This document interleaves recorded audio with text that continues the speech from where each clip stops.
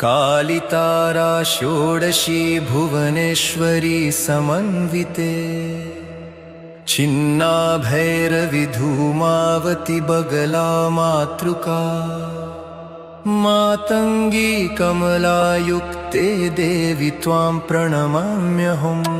नमोस्तुते महाकाली कालकालप्रदेवी नमोस्तुते श्मशानस्था भयनाशिनी योगिनी नमोस्तुते खड्गहस्ता मुण्डमाला विभूषिते नमोस्तुते महामाये ब्रह्माण्ड विदारिणि नमोस्तुते महातारि भवसागर तारिणि नमोस्तुते नीलसरस्वती महामोक्षकारिणि नमोस्तुते शब्दबीज स्वरूपिणि वरानने।